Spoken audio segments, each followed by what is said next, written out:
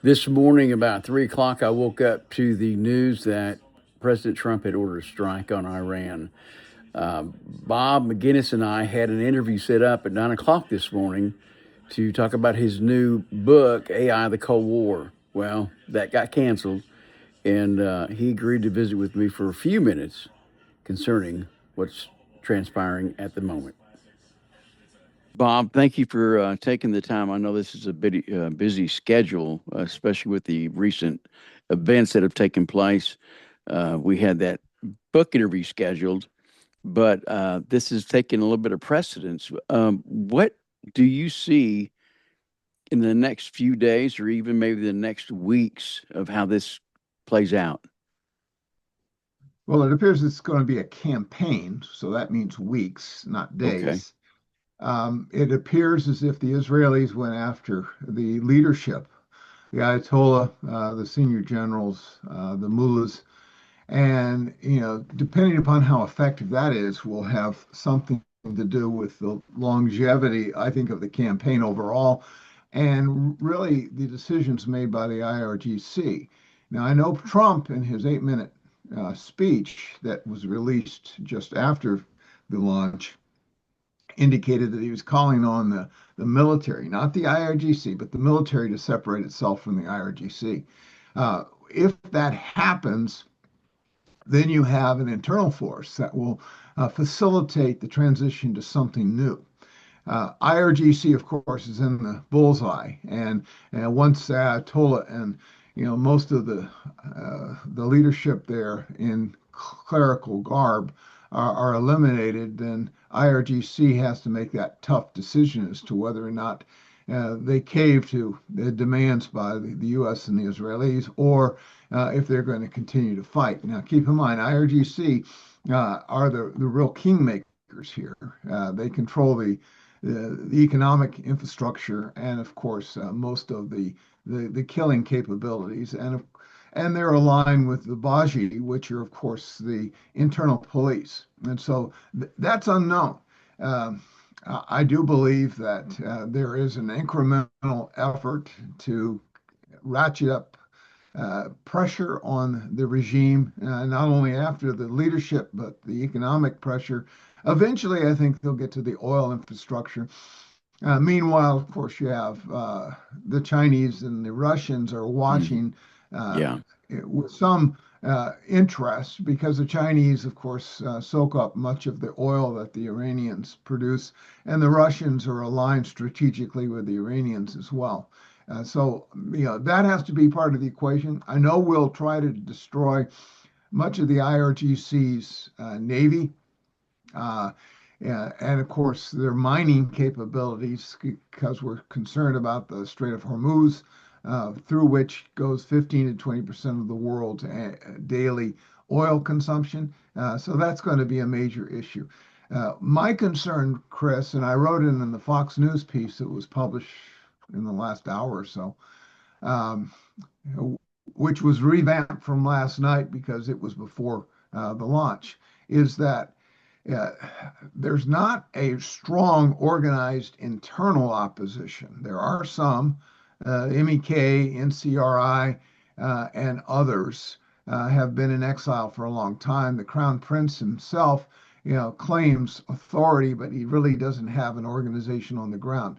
So the unspoken issue here, which is really the genesis of what I wrote for Fox News, is what comes now.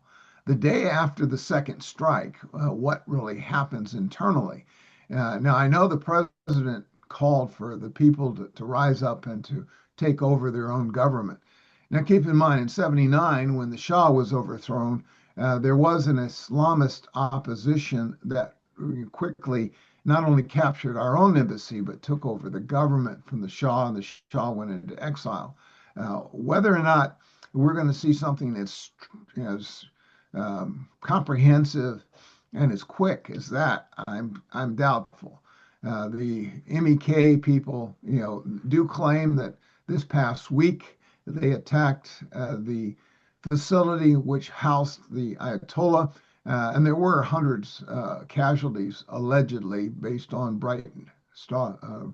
Bright Star News, and so forth. So there are a host of issues here. I think first reports I'd be skeptical about believing, but Right. in time we'll begin to get some sort of synergy on what is happening. I know the Israelis are in fallout shelters, because of the incoming missiles. I also know that the proxies will be released. Hezbollah, what's left of Hamas, that probably in the occupied area, so-called occupied areas in Israel. And then there are ballistic missiles in places like the Bekaa Valley that the Iranians have long ago put in place that could now be targeting Tel Aviv and Jerusalem and Haifa and so forth. So, all of these issues are now on the table. And I think even in the United States, if there are Iranian sympathizers, as we know that there are, that they will try to target some of our strategic locations. So there's a lot in the mix here.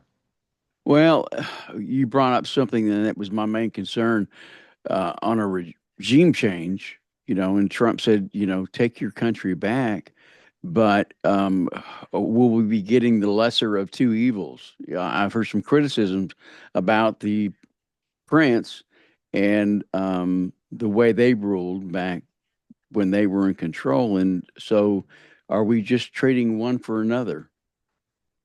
Yeah, that's a legitimate fear and a concern. I've been in talking to some Iranians in exile that are trying to form an exile government.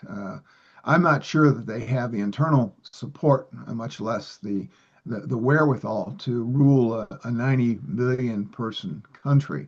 Yeah. Um, you know, if you grew up in the West and though you have Iranian blood, doesn't necessarily mean that you have a legitimate claim to authority.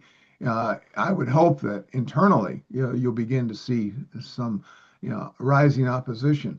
If in fact, as I warned in the op-ed in Fox News this morning, that the IRGC maintains control as they could, all we're doing is, the control would swap from those wearing clerical garb to those wearing uniforms, and the authoritarianism will continue. And, they've already displaced, and we've known about this, and I think the president addressed it. Their enriched uranium, which has always been a problem, especially if they could then use it for nuclear weapons. We can destroy their air defense systems, which I'm sure that, after decapitating the top people in the regime is what the Israelis and the American forces are doing from the air. And a lot of the ballistic missiles will be destroyed. But still, there's no intent, from what I can tell, to send forces on the ground. And in fact, we don't have sufficient forces in the region to do something as significant as that. So we're relying upon organic forces to, begin to take charge of that country. That's the big question. I don't know that we have any real plan about that, and I've expressed skepticism for some time on that very issue.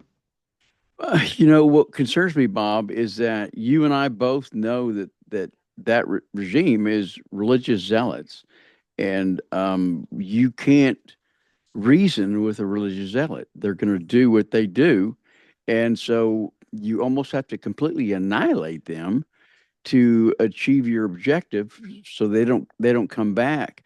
And so that gives me concern. And I noticed Trump did, I've never heard him say this before, but there may be U.S. casualties in this. And he kind of gave that caveat. Is that a Yeah, there's legitimate no, concern? yeah, there's no doubt. Yeah, I've written about Islam and Never Submit years ago, and the genocide they're committing against Christians and Jews across the Middle East and elsewhere in the world. And I've cautioned that if you understand zealots, especially Islamic zealots, and in fact, I'm in a study right now with a number of other believers in trying to understand by studying the Quran. And the Quran is a little more, from what I can tell, is they've thrown the Word of God into a blender. They've put it on high speed. They've mixed in there all sorts of bizarre ideas, and out comes something that is totally incoherent. Um, but I'm going through it very meticulously to understand, Yeah. why, these people that are, committed to supporting, Islamic faith are so radical, and it's because they pick and choose portions of their own so-called scriptures Right. to accelerate their radical thinking. And that explains the jihadists, that explains the suicide bombers, that explains the oppressive way in which they treat women and outsiders of their faith. It's unfortunate, but it's something that we've seen since the 7th century AD, when they started their campaigns to annihilate Christians across now North Africa and Southern Europe, and it continues even today because we have billions of people that align themselves with that faith. Well, I guess only time will tell, and we're just going to have, like you said, wait for more truth to come out and get some more accurate information. Bob, I appreciate your time. I know you're busy today, and good luck with it, sir. Okay, Chris, you take care. Thank you, sir.